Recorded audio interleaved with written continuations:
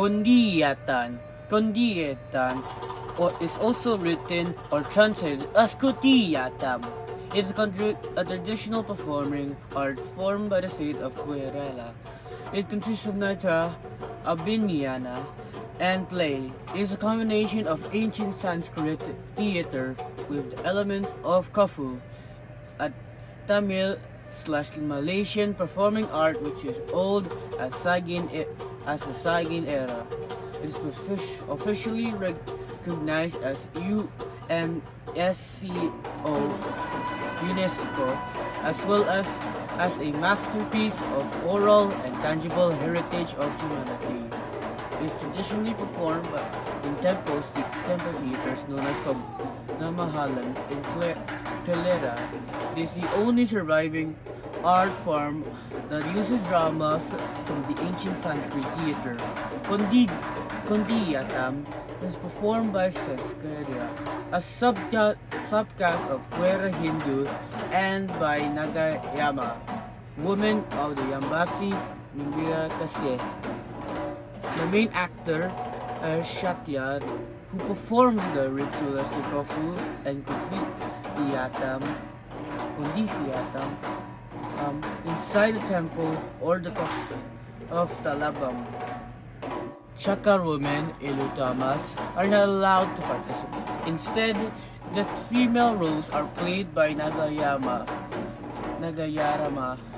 Kondiyattam performances are lengthy and elaborate affairs ranging from 12 to 150 hours or spread across several nights. It is the complete Kondiyattam performance consists of 3 parts. Terokufu, a street theater, is named as its name indicates, a popular form of theater performed in the streets. It is a rare and is mainly practiced in the poor areas of Chennai, preferably Madras. Operatic form is slightly influenced by Kathali or Clara. Terokufu is, however, performed by amateur actors who make small financial contribution in the troupe in order to able to participate in the performance. Stories derived from Puranas, the Mahabharata, and the Ramayana songs predominate. While the language is improvised, the troupe consists of 15 to 20 actors accompanied by the vocalists and the instruments of a small orchestra, including drums, pipes, and cymbals. Most of the melodies of Karate, Central South India ragas, and obligatory chanting to section precede an actual song. The performance is led in so many other Indian theater genres by the theater director or master of ceremonies, who is Indista Kotifakaram. He is present on square acting area throughout the performance. The performance is preceded by obligatory ritual preliminaries, including the incarnation of god Ganesha in the form of an elephant masked dancer. After the follow innovations to other gods, the play usually starts with a scene at the king's court. The main characters are introduced from a handheld curtain. Besides the leader of the troupe, another important character, Kumali, the buffoon, is a general acting style echoes from the classical Abhinaya mime. Although it's just like a Frida, hyper-realistic details such as eating entrails of a villain are popular. The fantastic costuming gives Terokufu the picture square character. The upper body is covered in a jacket, 3-length skirts covered the lower body, the huge crowns, and the chest decorations and other ornaments are made to gild gold and decorated shining. Colored mirrors, massive wing-like shoulder decorations give the actors non-human square shape. Bright colors dominate the makeup. Krishna's face is green, while other characters are black blue makeup. The villains are covered in horrendous black and white, and three-dimensional dots. Some characters wear masks. Kolam. This is the mask folk theater in Sri Lanka. It is commonly performed by the southern part of the country based on the Jarataka tales or the stories about Buddha. Some scholars believe it evolved from various folk rituals that are mixed with Buddhist traditions. Kolam begins the ritual as a venerate Buddha and other deities, which is followed by a scene of the queen, while pregnant, requesting to see mass dances. It is involved by various mask dances and aims to please the queen. These performances show the different caricatures of Sri Lankan society, which also includes animals and mythical creatures. After which the king and queens join the stage, and their nuns, they both wear big masks and measure more than a meter high.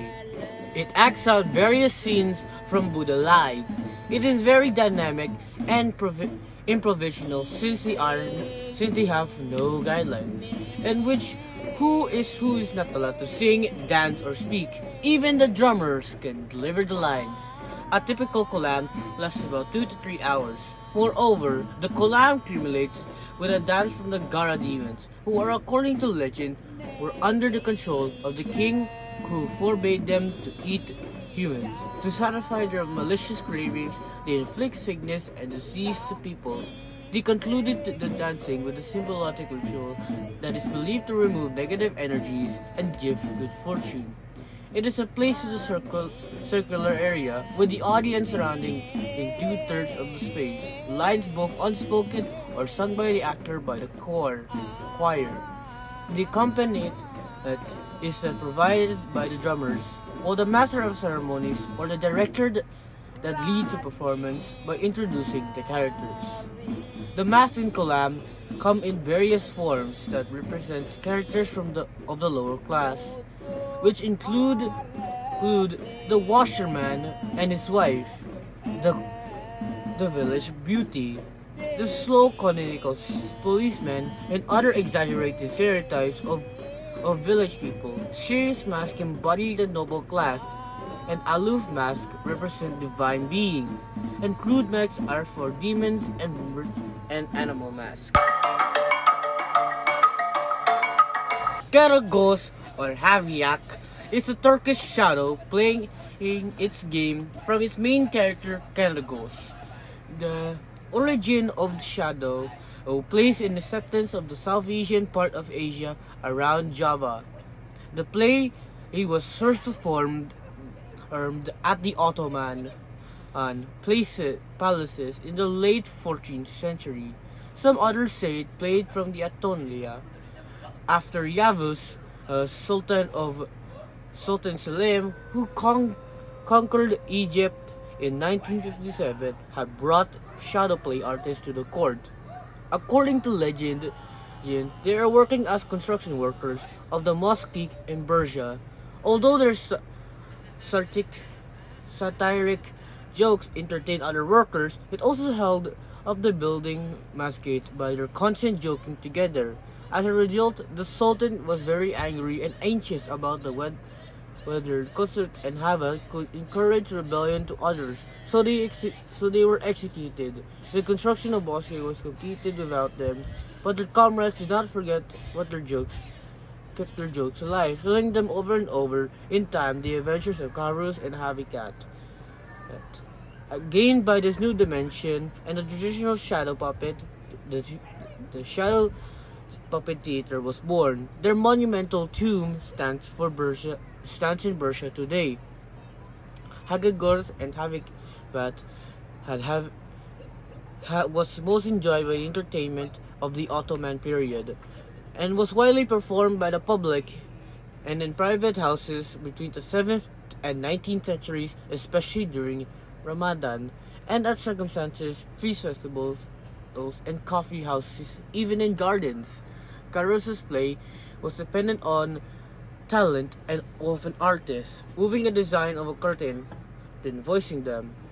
The dialects of their limitations, all made by an artist, subjects to Karagos plays are funny elements with double meanings, exaggerations, verbal plays, and imitating accents. There is no there is always satire and irony. These puppets with jointed limbs are 35 to 40 centimeters size, and they are generally made from skin of camel or cows. The skins are made to semi-transparent and painted with Indian ink or footprints. Then they are embroidered with the sharp painted blades, its pieces tied with ropes. This is truly an art. The white curtain on the Karagus is played and is named Ayana or mirror, and in the light behind it was Sema, a candlelight, and which there was one puppeteer known as the Halali or the Imaginary, assisted by an apprentice who is installed the curtains and brings puppets in order of appearance. The main characters of play is of course Karagos and Habitat. Karagos represents public morals and common sense. The ordinary man in the street and is straightforward and reliable. He is almost illiterate, usually unemployed, and embarks on money earning projects that never work. He is often kind of rude. You can recognize him by his turban. His bald head and his black beard left arm is longer than the other one. His friend Havikat is instead the opposite of him. He is educated in the Monstern Technology School, speaks Ottoman and Turkish, and uses poetical literary languages. He is very clever as well.